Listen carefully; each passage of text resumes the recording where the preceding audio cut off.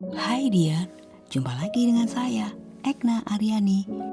Kali ini tamu spesial kita yang adalah Direktur Quadrant Consulting tidak sendiri, namun bersama CEO Balmater Consulting Company yang sama-sama super sibuk namun tetap ingin berbagi untuk perbaikan dan kemajuan usaha kita secara free loh. Yuk saksikan duet consulting hebat Roni H. Mustamu dan Rudolfo C. Balmater.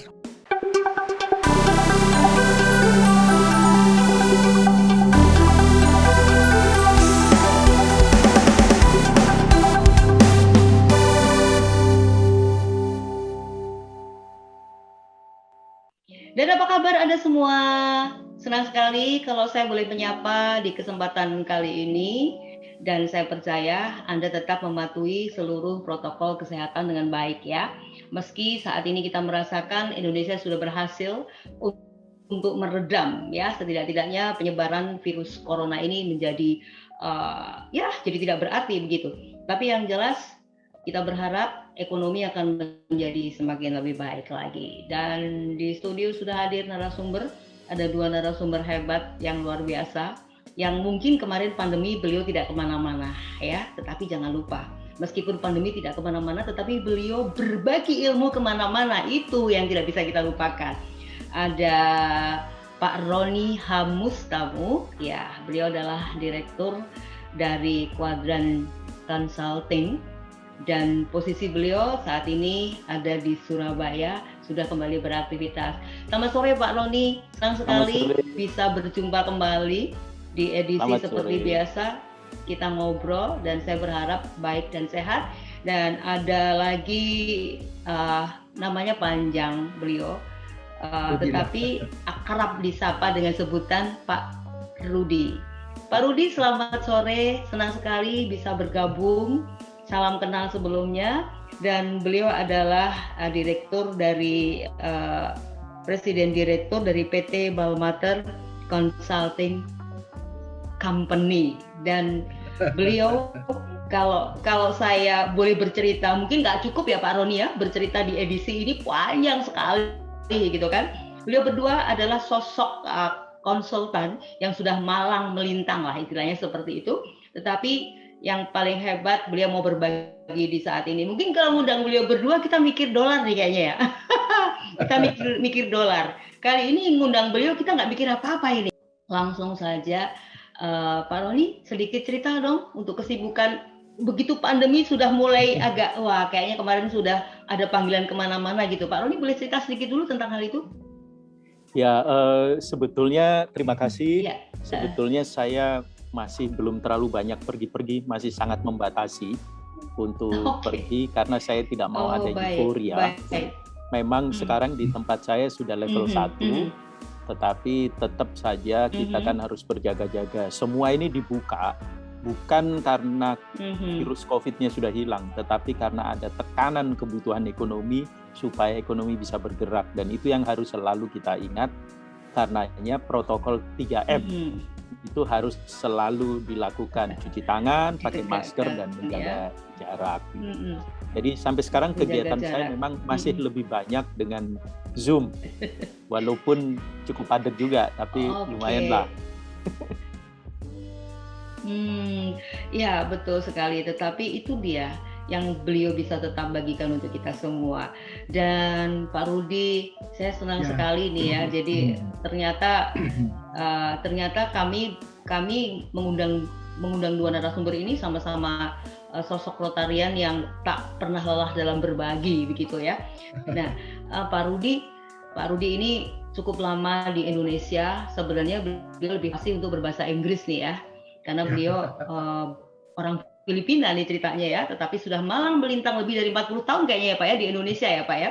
Oke, update sedikit Pak, cerita sedikit tentang mungkin ya boleh Balmaternya atau apa kejadian-kejadian yang kayaknya membuat hari ini tuh jadi semakin menggairahkan gitu. Apa ini Pak? Ya, terima kasih Ibu Edna. Dan juga saya berterima kasih dengan Profesor Roni yang juga mengundang saya untuk ikut program ini. Oh, Profesor ya, oke. Ya, saya biasanya call Profesor. Begini Bu, sebenarnya pada saat ini sekarang, sebenarnya saya menduduki sebagai independen komisaris beberapa TBK perusahaan sama dengan para audit committee. Betul. Sebab selama 40 tahun saya sebenarnya berkecimpung dalam bidang akuntan publik yang akan membantu merancang beberapa perusahaan yang masuk di Bursa Jakarta. Jadi keahlian saya sebenarnya dalam bidang akuntansi, keuangan, dan juga mengenai manajemen. So saya sebenarnya sekarang juga terlibat dengan beberapa perusahaan PMA yang kebetulan pada saat ini Bu Ena, mereka tidak bisa kirim orang untuk memonitor mengenai bisnis mereka di Jakarta. Sebabnya adalah ada kuarantin 10 hari, dan kalau mereka kembali ke negara mereka 10 hari lagi. Jadi mereka sia-sia kurang lebih 20 hari hanya ngongkrong di hotel, Bu. So pada saat ini sekarang sebagai akuntan kita diminta untuk mengawasi dan mematuhi peraturan pajak, peraturan BPJS, Depnaker, sama dengan mengenai laporan keuangan. So ini yang menjadi kesibukan kita pada akhir-akhir ini, dan selama 12 bulan kita membantu beberapa perusahaan, Bu. Itu pada saat ini sekarang, dan kebetulan ada beberapa family business juga yang mereka sudah mulai memikirkan mengenai next generation gitu loh, Bu. Oke, betul sekali. Dan tentunya hal ini tetap harus onsite atau online ini. Kayaknya online memungkinkan nggak sih Pak Rudi? Sekarang communication atau koneksi dengan para pengusaha biasanya mereka online, Zoom. Dan sebenarnya ini sudah ketiga keempat Zoom yang saya harus ikuti hari ini. Jadi pada saat ini sekarang namanya work from home. Kita harus work from home dan menjaga kesehatan pada saat ini sekarang. Dan kita sebenarnya menghindari traveling sebab pada saatnya kita harus mengikuti dan mematuhi mengenai protokol kesehatan, Bu. Oke, baik sekali. Saya ingat perkataan Pak Roni selalu yang chatting dengan saya mengatakan sebagai manusia-manusia pengabdi. Seperti inilah manusia-manusia pengabdi. Baik, yang pasti begini, saat ini kita punya topik yang marak dan menarik sekali. Kalau minggu yang lalu ngobrol dengan Pak Roni, mungkin nggak sih dalam situasi pandemi ini kita bikin usaha gitu. Memang pandemi membuat segala sesuatunya berbeda, tapi jawaban beliau begitu optimis, bisa, kenapa tidak, gitu kan? Nah, kalau saat ini topik kita memang menarik ya topiknya menarik sekali, family wars gitu. Kalau kita mikir, kok bisa ya terjadi seperti itu? Nah, ini pakarnya, kedua narasumber ini akan berbagi yang pasti seperti itu. Jadi jangan sampai di saat kita membuka usaha keluarga atau usaha bersama dengan keluarga itu dibuka dengan sebuah kebahagiaan, tapi di tengah perjalanannya berakhir dengan perang, dan lain sebagainya. Nah, itu yang akan bisa terjadi gitu kan. Nah, ada pengalaman dari beliau berdua yang akan dibagikan untuk kita semuanya. Ada strategi, ada cara mungkin ya, yang hal-hal seperti itu akan membuat kita ini lebih lebih bisa melakukan dengan baik gitu. Baik, Pak Roni dan Pak Rudi, bagaimana sebaiknya? Memang usaha keluarga itu usaha paling enak kalau kita mau memulai, karena bukan orang lain. Biasanya begitu kita berpikirnya ya, bukan orang lain, bukan siapa-siapa, jadi lebih mudah berkomunikasi, lebih simpel, lebih praktis, mungkin sama-sama tahu gitu. Apa sebaiknya dan bagaimana sebaiknya di saat kita akan memulai sebuah usaha keluarga? Karena Jawa Tengah nih banyak banget nih keluarga-keluarga berusaha, jamu-jamu banyak juga dari Jawa Tengah gitu kan nih. Makanan-makanan juga banyak seperti itu, karena memang Jawa Tengah banyak kekreatifannya di Jawa seperti itu. Pak Roni dan Pak Rudi mungkin ya bisa memberikan penjelasan. Ini kita mulai dari siapa dulu nih Pak Roni ya kayaknya ya. Saya jadi bingung karena dua-duanya ini superior menurut saya. Profesor Roni. Monggo silakan. Oke, Pak Roni dulu, dan Pak Roni mungkin bisa menambahkan apa yang tertinggal yang dikatakan oleh beliau tadi untuk perkenalan ya oleh Pak Rudi. Silakan Pak Roni. Kalau kita bicara bisnis, tentu isinya cuma satu, semangat. Karena bisnis yang sukses itu dimulai dari awal ketika kita membangun gagasan, kita yakin bahwa itu akan berhasil dan karenanya akan berhasil. Kita tahu bahwa keyakinan itu sangat besar maknanya dalam menggerakkan semangat kita untuk bekerja. Tapi ada beberapa catatan yang agak dilewatkan banyak orang. Lebih dari 90% usaha di dunia ini termasuk di Indonesia itu adalah usaha milik keluarga. Atau setidaknya dimulai dari usaha milik keluarga. Nah, kedua, ada mitos yang selalu mengganggu. Katanya mitos dari Tiongkok, tapi itu salah sebetulnya. Itu mitos terjadi di beragam budaya yang intinya sama. Bahwa ada mitos generasi pertama membangun, generasi kedua membesarkan, generasi ketiga menghancurkan. Itu mitos. Banyak yang mengatakan ini dari Tiongkok, tapi kalau kita lihat Ibnu Khaldun dari Timur Tengah pun mengatakan hal yang sama. Bagaimana raja ketika cucunya jadi raja kan beda. Ketika dia jadi raja, berusaha jadi raja, anaknya tahu rasanya berperang dan punya feeling tentang perang. Tapi cucunya biasanya dilahirkan sudah di dalam istana yang mewah. Sehingga kehilangan kemampuan untuk mengendus udara gurun begitu misalnya. Demikian juga dengan pengusaha. Di Spanyol, Meksiko punya konsep yang sama. Bahwa kalau pertama membesarkan, kedua pertama membangun, kedua membesarkan, ketiga menghancurkan. Tapi itu sekali lagi itu mitos. Kenapa dikatakan mitos? Karena menurut hemat saya ada beberapa catatan penting. Yang pertama, mungkin pada saat itu karena konteks lingkungannya tidak setiap kakek itu sempat memberikan atau menurunkan nilai-nilai bisnis yang dia miliki kepada cucunya. Boleh dikatakan mungkin kakeknya meninggal pada saat cucunya masih kecil, sehingga tidak sempat mentransfer nilai-nilai itu. Itu yang pertama. Yang kedua, ya memang pergerakan di setiap negara itu memungkinkan terjadinya perubahan-perubahan sehingga ada banyak yang tidak bisa survive terus mengatakan bahwa sang cucu lah yang menyebabkan ini. Kenapa saya katakan demikian? Hari ini kalau kita cari, ada bisnis yang sudah dikendalikan oleh generasi yang di atas 40. Ada yang 41, 42, 46. Ada perusahaan milik keluarga yang usianya sudah relatif 15 abad.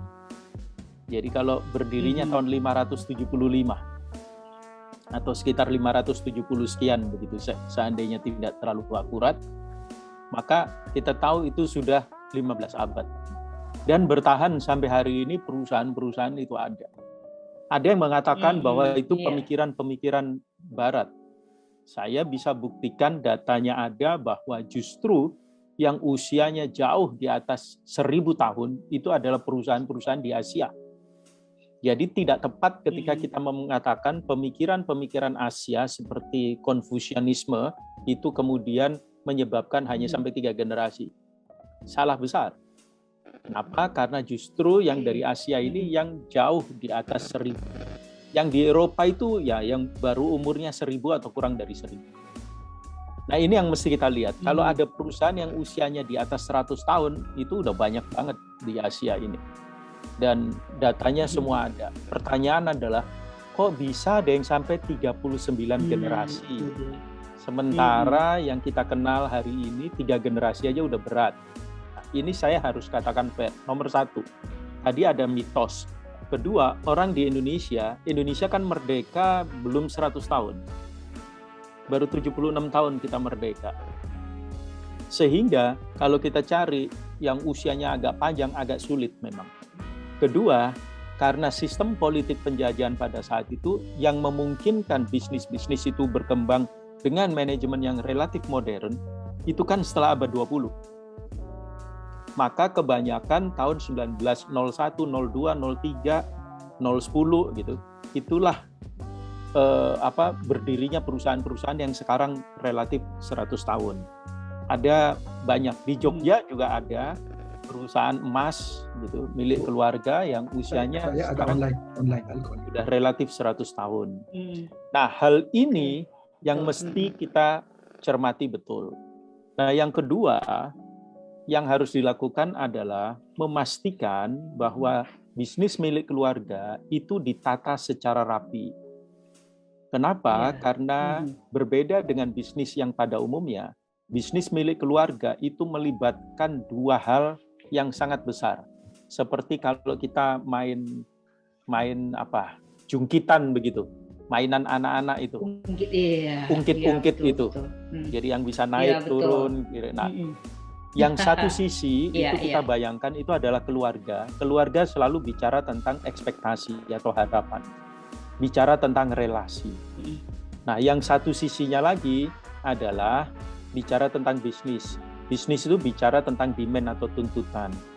Bicara tentang target. Nah, dua hal ini kalau tidak dijembatani dengan sistem yang baik, sistem yang kokoh, biasanya akan rontok. Contoh yang sederhana. Kalau kita katakanlah punya toko, di situ ada cash register. Bisa nggak kita membedakan mana dompet kita dan mana cash register? Nah, kadang-kadang ini tidak mudah untuk dipisahkan. Nah, itu yang membuat governance system itu harus ditata dengan rapi. Hari ini kita akan diskusi terutama pada 5C yang menyeimbangkan hubungan antara kepentingan keluarga dan kepentingan bisnis. Nanti Pak Rudi juga akan bisa share bagaimana kisah-kisah perusahaan-perusahaan yang maju dan rontok akibat gagal menyeimbangkan hubungan antara kepentingan keluarga dan kepentingan bisnis. Kita sebut sebagai 5C konsepnya itu. Yang pertama kontrol. Nanti kita bisa elaborasi lah, Pak Rudi jago banget gitu. Kalau tentang kontrol, pengambilan keputusan ada pada siapa? Bagaimana proses pengambilan keputusan diambil? Kalau sudah generasi ketiga, ini kan sama-sama cucu. Kalau generasi keempat, sama-sama cicit. Dan jumlahnya bisa banyak.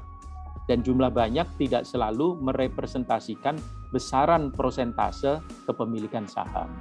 Bisa terjadi perbedaan yang signifikan. Dan itu berpotensi menimbulkan persoalan. Makanya semua harus ditata ketika belum besar. Kalau ada yang mengatakan, saya sudah telanjur besar, ya nggak apa-apa, lebih baik kita tata hari ini ketika Anda besar, jangan sampai pada saat nanti jadi raksasa, justru menimbulkan persoalan. Kepada para business owner, saya sering bertanya, Bapak Ibu, Anda mendirikan perusahaan ini, tujuannya untuk apa? Biasanya menjawab untuk anak dan cucu. Kedua, pertanyaan saya, ini perusahaan mau berapa tahun? Nah, ini yang banyak yang sulit menjawabnya. Apalagi ketika saya katakan bahwa ada yang 15 abad, ada yang 14 abad, ada yang sudah 1.300, 1.200, 1.000 tahun, dan sebagainya. Terkejut gitu. Kenapa? Karena kadang-kadang kita tidak memikirkan itu. Nah, kalau kita tidak pikirkan berbahaya, karena nanti muncul pertanyaan, harta atau aset yang kita kumpulkan dengan semua tangisan dan darah kita bekerja itu, betulkah akan menjadi manfaat, menjadi berkat, jadi blessing buat anak cucu, atau justru ini jadi cursing, jadi laknat, jadi sumber bencana buat anak cucu. Nah, supaya tidak jadi sumber bencana, mari kita tata. Kira-kira itu Pak Rudi punya banyak kunci-kunci itu tentang 5C yang akan beliau sampaikan. Iya, betul sekali. Dan itu awal yang disampaikan itu sudah luar biasa dan pasti akan membuat kita mulai akan menata seperti ini. Pak Rudi, silakan Pak Rudi. Ya, terima kasih Bu Edna. Dan Profesor Roni, terima kasih juga dengan paparannya. Ya, saya hanya mungkin sharing pengalaman saya untuk menangani beberapa family business. Memang Profesor Roni sudah memperkenalkan yang masalah pertama mengenai kontrol C, itu mengenai pengambilan keputusan daripada perusahaan. Kita harus bayangkan ada dua yang harus kita perhatikan. Kalau bisnis, kita fokus untuk survival. Apakah bisnis ini bisa bertumbuh omset atau ada profitability dan mengenai likuiditas. Nah, dengan pandemic crisis ini sebenarnya sekarang banyak family business yang harus memperhatikan mengenai cash position management dari bisnis mereka. Jadi 3 unsur ini yang harus diperhatikan kalau kita mengelola bisnis. Cash management, profitability, sama dengan pertumbuhan omset. Nah, kita harus tahu bahwa kalau kita lihat keluarga, memang keluarga tujuannya adalah harmoni. Harmoni, seperti yang dikatakan oleh Profesor Roni, relationship. Ya, betul. Kan gitu, relationship. Jadi harmoni yang harus dipertahankan dalam family. Namun bisnis ini harus ada tujuannya sendiri, sebab itu dilindungi daripada namanya akte pendirian perusahaan. Siapapun yang duduk sebagai direksi, direktur utama punya tanggung jawab untuk memperjuangkan mengenai omset, profit, sama dengan likuiditas daripada perusahaan ini. Nah, tujuan antara namanya harmoni dengan family, dengan bisnis yang namanya mengenai financial performance, kadang-kadang menimbulkan stres atau namanya pressure. Sebab kalau keluarga juga yang mengelola bisnis, nah ini yang menjadi masalah yang berat. Nah, justru itu dalam decision making process, kalau memang pendiri Ibu Ena masih hidup dan masih mengontrol, menguasai bisnis, kemungkinan decision making process dipusatkan ke pendiri. Tapi kalau pendiri sudah tidak ada, dan ini ada 3 atau 4 anak, nah mereka masing-masing juga harus memperhatikan mengenai keluarga mereka masing-masing. Nah, inilah problem. Sebab bisnis, kalau kita lihat Ibu Ena seperti sekarang, kita harus melihat bagaimana survive.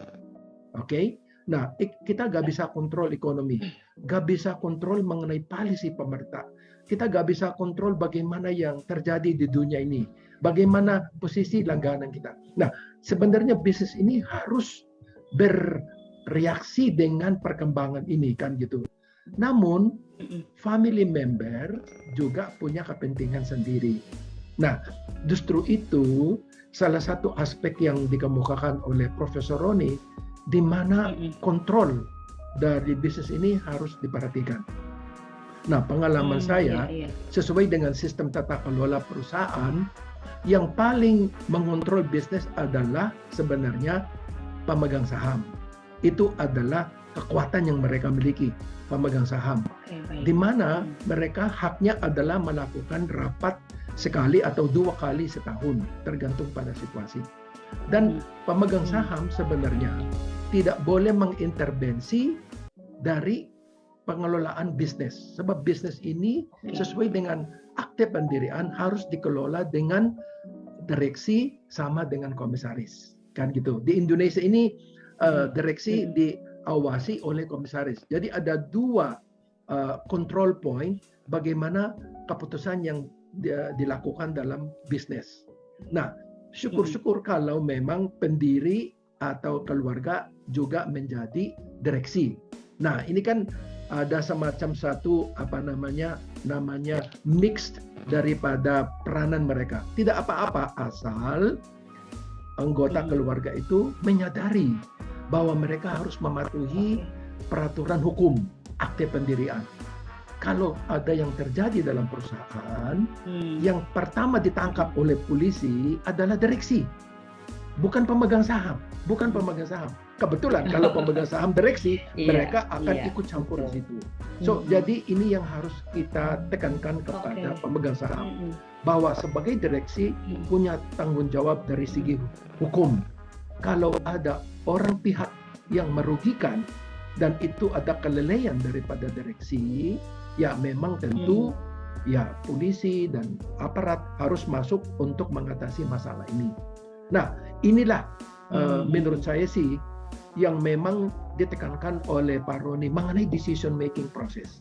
Sebab pendiri dan keluarga mungkin mereka punya hak namanya dalam saham, kan gitu. Nah, saham ini siapa yang paling besar? Pendiri atau anaknya? Nah, ini kan sudah banyak terjadi peristiwa yang negatif. Kalau anak-anak yang mayoritas dan mereka punya arah yang tidak benar, ini menimbulkan perselisihan pendapat atau konflik antara keluarga orang tua dengan anaknya. Sama dengan anaknya juga. Nah, justru itu pemerintah, Menteri Kehakiman sudah mengelola baik bagaimana aturan decision making process dalam bisnis. Ini diserahkan kepada direksi, diawasi komisaris, semuanya harus merancang, menyusun rencana tahun depan, disetujui oleh pemegang saham. Kalau disetujui, jangan intervensi, kan gitu kan? Nah, ini kan decision making process yang ditekankan oleh Profesor Roni.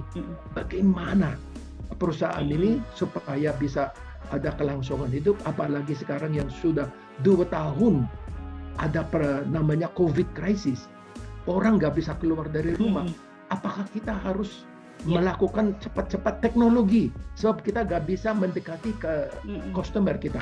Nah, inilah hal-hal seperti begini yang memang sangat kita perhatikan, kontrolnya ditekankan oleh Profesor Roni. Terima kasih Bu Ena. Itu yang pendapat saya mengenai masalah pertama yang diungkapkan oleh Profesor Roni. Oke, baik. Itu tadi. Jadi memang kontrol nomor 1. Sebenarnya tadi Pak Roni sampaikan ya, itu nanti akan disampaikan ada 5 hal. Memang kita akan kupas dikit-dikit ya, Pak Roni dan Pak Rudi. Jadi membuat kita ada tambahan untuk sebuah pengertian. Dan nggak apa-apa kalau mau bertanya disiapkan dulu aja ya. Baik, tentunya ada yang kedua tadi ya Pak Roni ya. Karena yang pertama tadi memang harus ada pengendalinya dulu. Maka kenapa bisa bertahan lama? Karena ada pengendali di situ gitu kan. Ada pengendali. Ada yang ya decision making proses ya, decision makernya ada, jadi mereka bisa mengambil sebuah keputusan dan lain sebagainya. Oke, lalu berikutnya Pak Roni ya, tadi karena ada 5 ya, mungkin secara cepat kita akan berikan dulu gambaran-gambarannya, nanti minggu depan kita akan bedah satu persatu, kayaknya seperti itu. Silakan Pak Roni.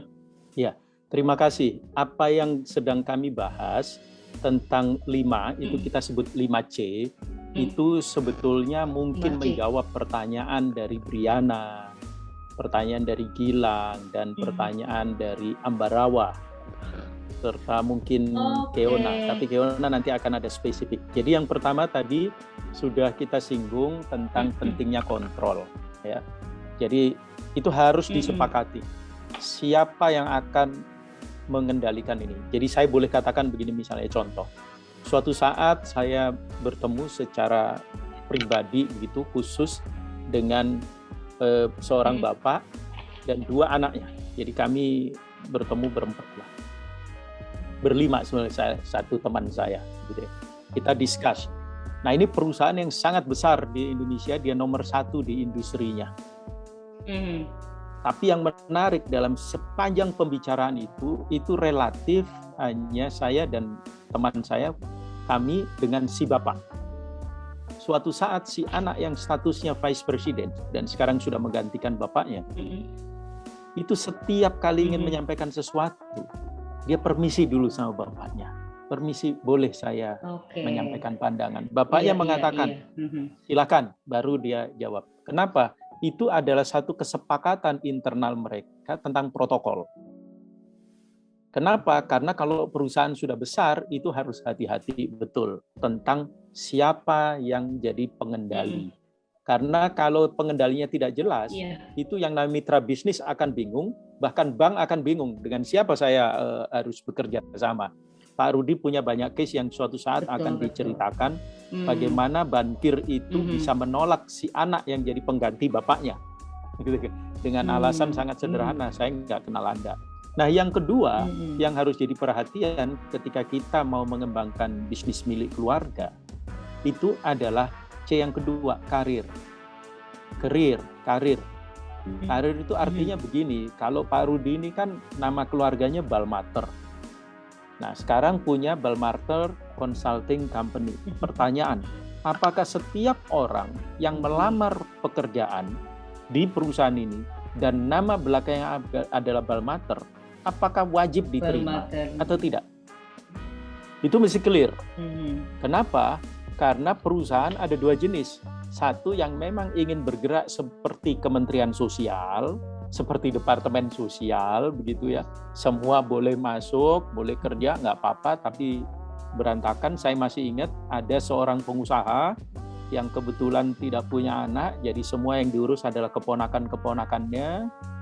Itu suka ngambilin duit tuh, si keponakan-keponakan ini, gitu.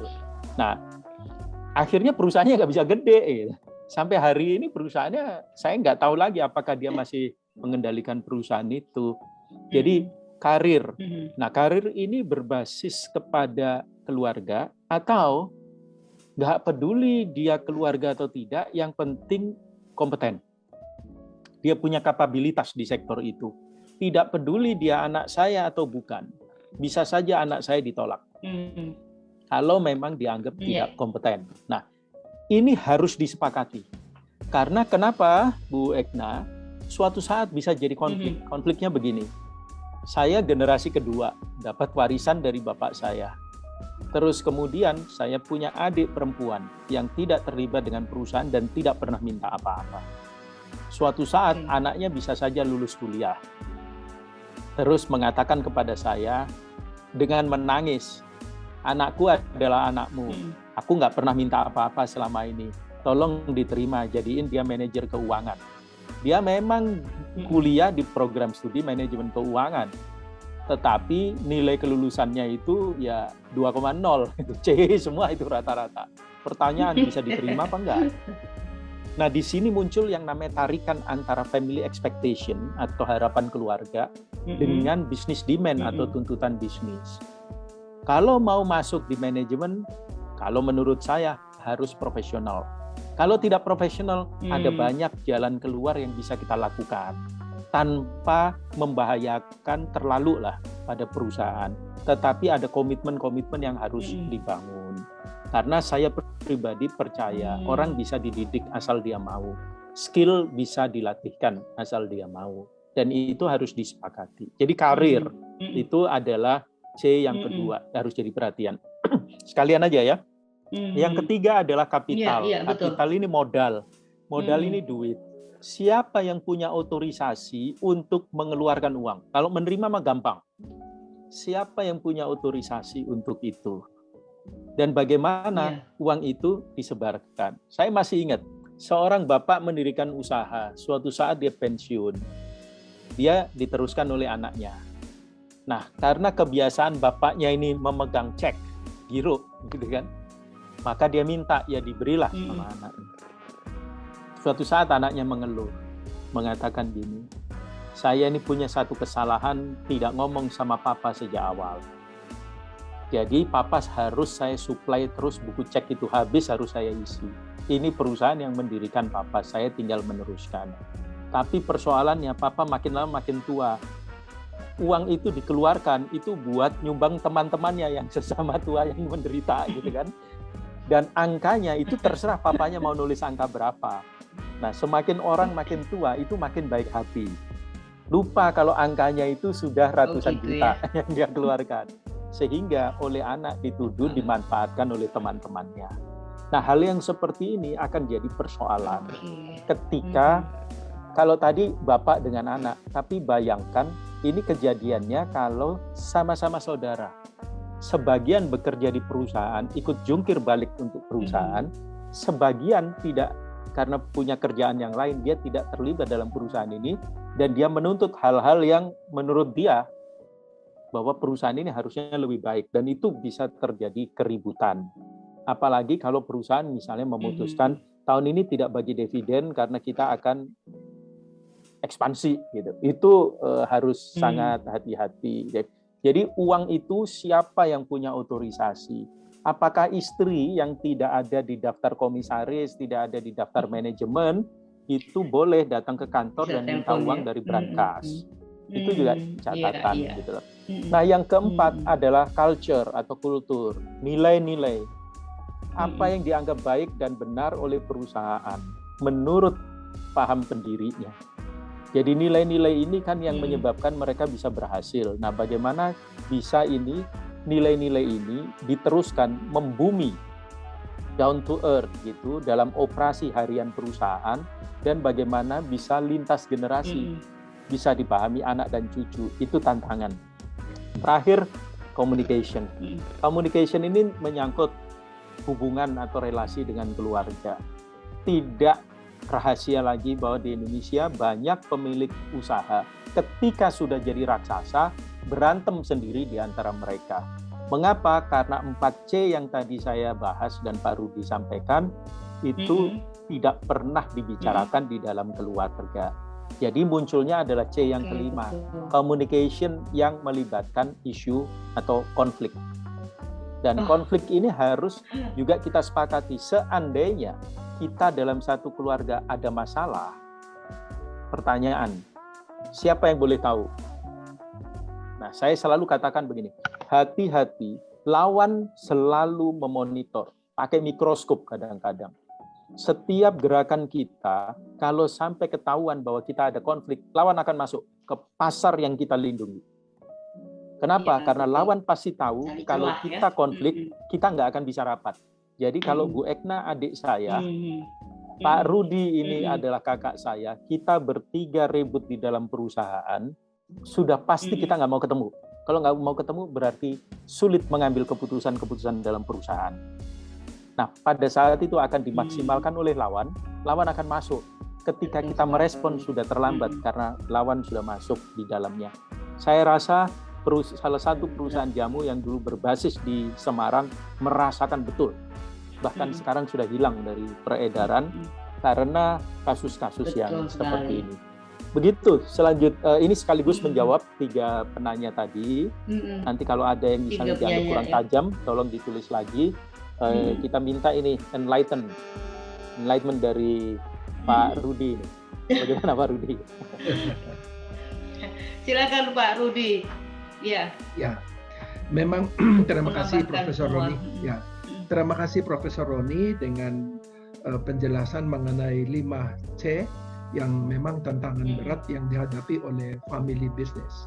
Nah, ini sebenarnya berkaitan dengan unsur-unsur dari sistem tata kelola perusahaan. Yang sebenarnya pertama itu yang dikatakan transparansi.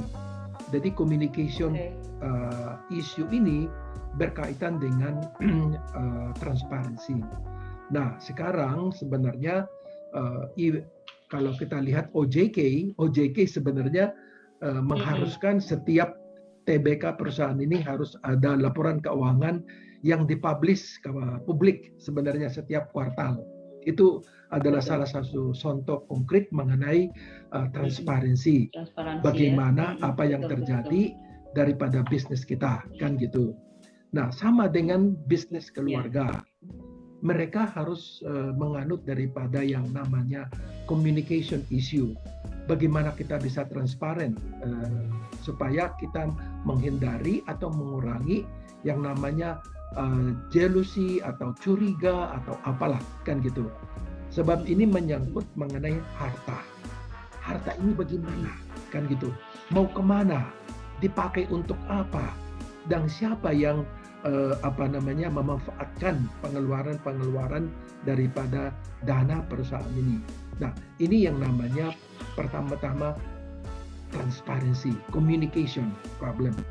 Jadi cara dari pendiri untuk berkomunikasi dengan para direksi, yang kemungkinan direksinya juga adalah keponakannya, anaknya. Memang ini salah satu tanggung jawab daripada pendiri atau direktur utama, bahwa supaya memaksimal benefit untuk persaingan ini kita harus open, kan gitu.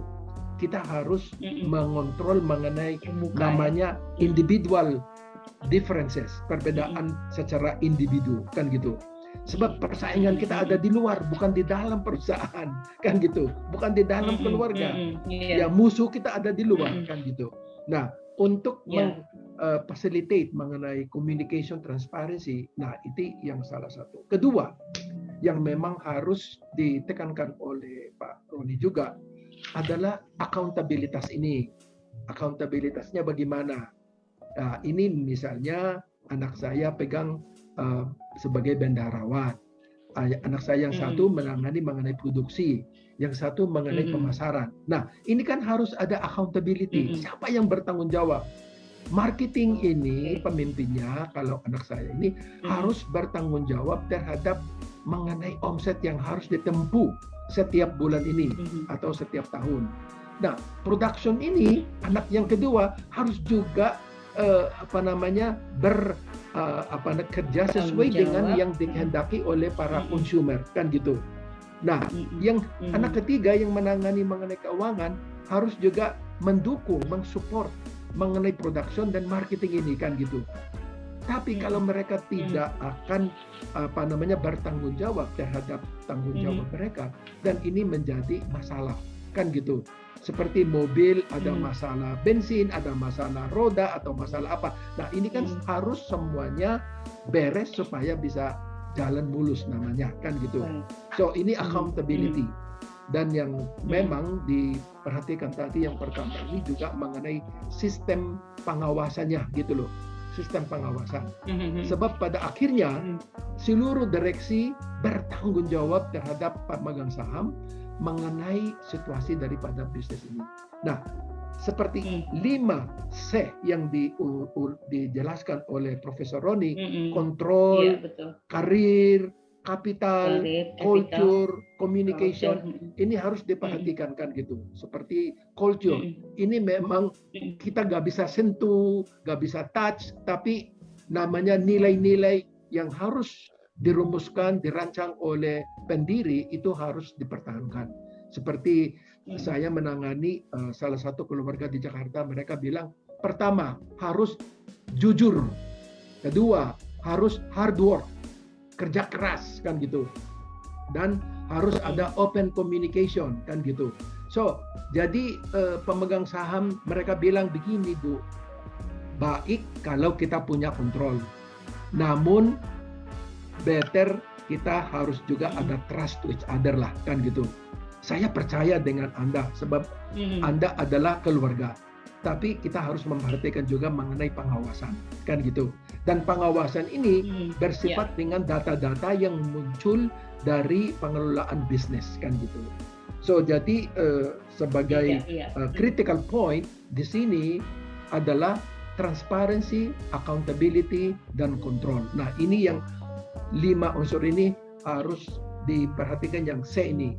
Apalagi mengenai karir. Apakah kita punya orang at the right place, at the right position supaya bisnis ini bisa bersaing, kan gitu kan.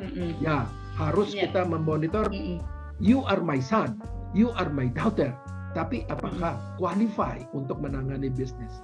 Apakah harus memerlukan mentor seperti Profesor Roni untuk mendidik anak-anak saya? Ini kita harus lihat supaya bisnis ini bisa mempertahankan kelangsungan hidupnya. Ibu Ena, ini yang jawaban saya, komen saya terhadap 5C yang diulaskan oleh Profesor Roni. Terima kasih. Iya, baik. Ya, baik sekali. Sebenarnya tergelitik banyak pertanyaan yang timbul dalam pikiran saya ini ya, Pak Roni dan Pak Rudi. Kami sudah terlambat, kami punya usaha resto cukup besar di Kota Semarang, memang keluarga. Tetapi dengan kondisi sekarang ini semuanya hanya saling menyalahkan satu dengan yang lainnya. Memang pertama kali tidak dipikirkan bagaimana cara berbagi atau tata kelola yang benar. Nah, apakah yang harus kami lakukan? Betul sekali. Jadi perbincangan kali ini memang benar-benar menyadarkan. Tapi udah terlanjut mungkin ya saat buka resto resto cukup besar banget di Semarang, banyak sih resto-resto besar yang akhirnya tutup, dan ini ternyata dikelola oleh keluarga, sekarang saling menyalahkan jadi mangkrak mungkin, maksudnya begitu ya. Silakan Pak Roni. Ya, terima kasih tentang resto tadi. Jadi konsep 5C itu bisa dipakai untuk jadi landasan. Tapi kedua, ini kan sekarang sudah kejadian nih, kan bagaimana cara untuk memperbaikinya lagi. Kalau di dalam keluarga, ketika suasananya masih sangat panas, tentu tidak mudah untuk mengambil keputusan-keputusan bersama. Karena itu harus dilakukan acara-acara keluarga yang akan menurunkan tensi. Dan sebaiknya mulai melibatkan orang luar yang netral. Jadi orang luar yang netral, yang punya kapabilitas untuk itu, bisa diajak diskusi tentang bisnis, ngerti tentang bagaimana pengelolaan semua ini, bukan untuk turut campur, tapi untuk membantu memfasilitasi. Supaya, tadi contohnya ya, salah satu yang harus dilakukan adalah kesepakatan keluarga. Kami menyebutnya family constitution. Nah, itu dibangun bersama. Nah, dalam proses membangun, biasanya nanti yang tadi perbedaan pandangan itu akan dipertemukan sehingga semua bisa menjadi sama, dan pada saat itu juga itu punya semangat untuk ke depan supaya jadi lebih baik. Saya pernah dalam sebuah konflik mengatakan pada seseorang itu begini, kebetulan yang suami ini, jadi yang konflik adalah istri dengan dua saudara laki-lakinya. Jadi ketika itu sudah menang, kita tahu ya dalam sistem hukum Indonesia, kalau Anda bukan Islam, maka yang berlaku adalah sistem hukum nasional itu. Jadi bukan hukum agama. Nah, banyak sekali ini orang yang keturunan Tionghoa yang tidak Islam menggunakan pendekatan-pendekatannya sendiri, tradisi, yang belum dilindungi oleh hukum. Nah, sehingga anak perempuan sering nggak kebagian apa-apa. Nah, dampaknya adalah ya anak perempuannya ya nggak dapat apa-apa. Tapi kalau saya selalu sarankan, jaga hubungan baik dengan saudara perempuan. Kirimkan hal-hal yang perlu dikirimkan pada hari ulang tahun pernikahan, anak mau sekolah, dan sebagainya. Karena memang bisa dipahami, tentu mereka nggak kebagian apa-apa. Semua pabriknya itu diserahkan pada saudara laki-laki. Tetapi suatu saat ada salah ngomong, jadi yang perempuan tersinggung, ketemu lawyer, terjadilah persoalan litigasi di pengadilan, dan pasti menang. Karena dia kan tinggal minta, berdasarkan aturan perundangan saya harus kebagian nih, sepertiga dari harta ini. Kenapa kok saya nggak kebagian ya? Jadi menanglah dia. Tapi mengatakan ke saya, Pak Roni, kami ini sudah menang secara. Nah, kami ingin memperkarakan pidana. Tapi saya katakan, namanya keluarga, namanya saudara. Ketika masuk ke pengadilan kemarin itu sudah ada luka-luka. Bagaimana kalau sebaiknya luka itu disembuhkan saja daripada kita justru memasukkan saudara kandung ke penjara hanya karena ego kita. Nah, hal yang seperti ini kalau tidak ketemu dengan orang yang objektif, yang netral, bisa jadi fasilitator yang memahami apa itu bisnis milik keluarga, itu arahnya bisa berubah. Bisa terjadi pertempuran yang semakin parah. Jangan lupa di Indonesia sudah pernah terjadi menantu menyewa pembunuh bayaran untuk membunuh mertuanya. Nah, hal-hal yang seperti ini perlu kita rapikan, kita tata. Nah, jadi yang kayak kasus restoran tadi, saya sangat menyarankan itu dilakukan pertemuan, nggak mungkin bisa cepat, pasti berkali-kali, tapi kemudian dibangun yang namanya family constitution, sehingga teraturlah semua prosesnya. Biasanya kalau kita gagal dalam usaha, tetapi kita masih bisa hidup, berarti ada potensi besar untuk bisa bangkit. Dan saya percaya apa yang tidak membunuh Anda itu hanya akan membuat Anda jadi lebih kuat. Jadi kalau ini disatukan dengan cara yang sangat baik, maka saya yakin usaha tadi apakah tetap berupa restoran atau berupa hal yang lain bisa dilakukan. Kira-kira itu. Pak Rudi mungkin bisa share, Pak. Betul. Ya, Pak Rudi, silakan. Ya, terima kasih Profesor Roni. Sebagai tambahan, mungkin alangkah baiknya keluarga restoran ini saya melihat ada kekuatannya. Kekuatannya apa? Mereka sudah punya goodwill kan di Semarang, terkenal seperti namanya makanan spesial kan gitu. Dan ini kan selera. Pasti banyak yang namanya loyal customer kan gitu. Nah, menurut saya sih daripada keluarga ini mereka harus memikirkan mereka yang strong points mereka. Strong points adalah sudah cukup lama untuk melayani masyarakat dalam restoran bisnis. Mereka punya special cash kan gitu. Nah, mereka harus juga melihat bagaimana special taste atau special makanan ini bisa sampai kepada customer kan gitu kan. Sebab masalahnya adalah di luar bukan di dalam. Pasti sebagai manusia kita nggak bisa hindari perbedaan pendapat dan stylenya. Tapi sekarang kan saya melihat ada kekuatannya itu namanya equity, branding. Namanya dalam marketing the brand, seperti masakan Padang, seperti masakan ini, seperti masakan ini. Tentu manusia mau seperti bakmi Gajah Mada. Saya sendiri sebagai orang asing selalu suka 2 kali sebulan. Mana bakminya, saya suka rasanya kan gitu kan. Nah, dengan kekuatan ini mereka harus berkumpul dan bagaimana kemungkinan production bisa untuk 100 orang untuk 3 bulan yang akan datang kan gitu persiapan. Harus ada persiapan uang, dana, dan mereka harus juga teknologi Gojek atau order bagaimana mereka bisa begitu. Sebab pasti kita sebagai manusia punya namanya dalam bahasa Inggris community of friends network kan gitu. Seperti kita di Rotary punya 50 orang yang kenal atau 100 orang yang kenal. Kita bisa bikin samanya flyer atau brosur. Kita seperti gitulah. Nah, kalau bikin lapak ya. Ya betul Bu. So menurut saya sih sayang sebab mereka sudah memiliki keahlian untuk memasak yang sesuatu yang spesial. Dan ini harus diteruskan kan gitu loh. So menurut saya sih that is my suggestion. Tolong sebagai berbisnis harus melihat kekuatan Anda dan bagaimana memenuhi kebutuhan daripada konsumen kita ini yang kemungkinan 3 bulan 100, mungkin another 6 months menjadi 150, 200. Bayangkan kalau kita melayani setiap hari 200 dengan misalnya 50 rupiah ribu per order atau 100 ribu per order, ada spesial untuk pesta atau apa di rumah. Itu yang kita harus pikirkan Ibu Emma. Menurut saya sih ya. Oke.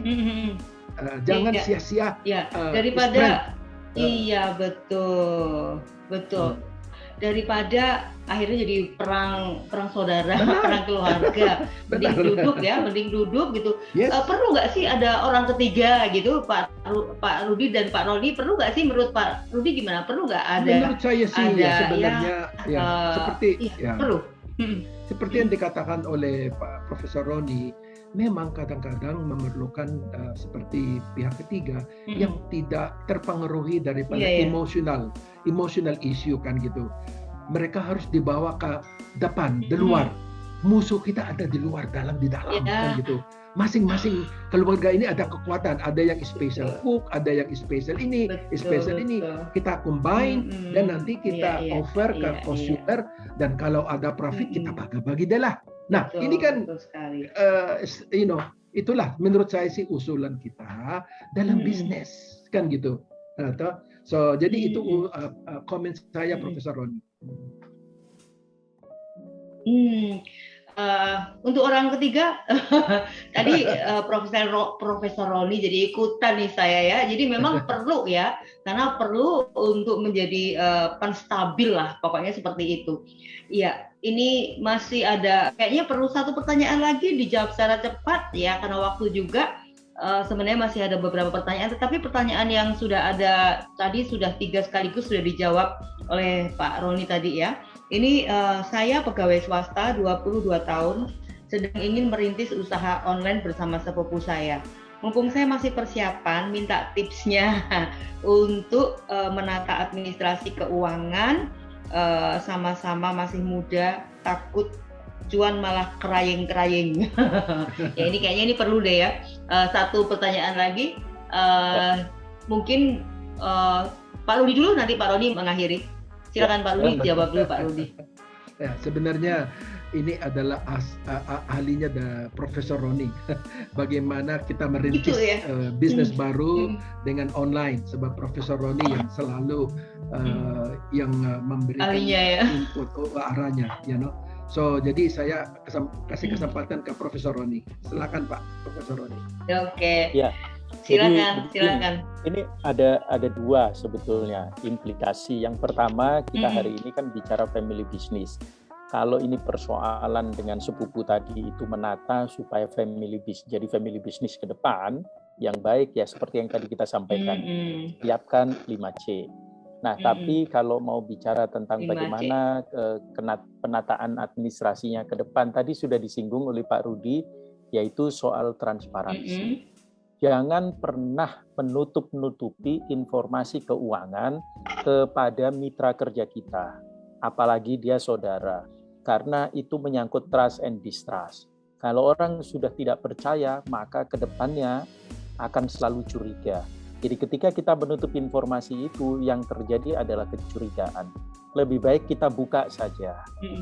Jangan lupa secara psikologis ada persoalan. Saya dengan Bu Ekna baik-baik aja. Karena kita teman lama, maka kita baik-baik aja. Itu artinya apa? Itu artinya kalau ada masalah kecil-kecil, maka itu kita bisa selesaikan. Begitu ada persoalan, maka persoalan itu pasti persoalan yang sangat besar dan dalam. Nah, demikian juga dengan saudara. Kalau saudara kan kesenggol, jatuh, kedorong, jatuh, itu nggak apa-apa. Saling memaafkan, karena paham bahwa tidak ada niat jelek. Tapi ketika sudah kehilangan rasa trust, maka akan dalam dan sulit sekali untuk menyembuhkan di antara keduanya. Jauh lebih sulit dibanding misalnya orang pacarnya direbut orang lain yang dia tidak kenal. Tapi kalau pacaran direbut oleh sahabatnya sendiri, itu dia bisa marah sama sahabatnya. Sampai 7 turunan tuh marahnya, karena merasa dikhianati. Jadi hal-hal yang seperti ini penting. Transparansi aja, akuntabilitas dijaga. Seperti yang tadi Pak Rudi sampaikan. Yang lain-lain nanti kita bisa bahas pada seri-seri berikutnya, karena itu lebih menyangkut taktikal ketika mengendalikan sebuah perusahaan. Kita kalau dasar konsepnya seperti tadi. Terima kasih. Ya, baik. Pak Rudi mau baik sekali, sayang sekali. Pak Rudi, tambahkan Pak Rudi. Oke. Ya, terima kasih. Menurut saya sih ya memang mau tidak mau Ibu Ena dengan perkembangan teknologi pada saat ini sekarang, online marketing itu adalah menjadi keharusan. Dan saya sependapat bahwa memang setiap orang ini harus kita mendekati our network, dan online ini sangat membantu. Seperti contoh tadi, restoran bisnis ini harus memanfaatkan mengenai online. Dan saya sendiri sebagai orang Filipina di sini, saya juga surprise ada beberapa kelompok yang juga selalu kirim ke WhatsApp ke saya mengenai, oh ini spesial makanan Filipina, ini makanan ini kan gitulah. So jadi memang ini yang kita harus perjuangkan kan gitu, supaya kita bagaimanapun juga bisnis kita bisa terus menerus berjalan. Nah siapa tahu ya nanti tiba-tiba menjadi bakmi Gajah Mada atau spesial goreng ya. Sebenarnya restoran di Jakarta ini gitu ya. Lumpia omsetnya ini Bu ya, kalau saya lihat itu 1,5 miliar per bulan Bu. Mereka punya 15 outlet kan gitu. Sekarang mereka tutup, tapi kita tetap order. Ada order ini online ya, ada Gojek, etc. Nah, ini kan kita harus memanfaatkan.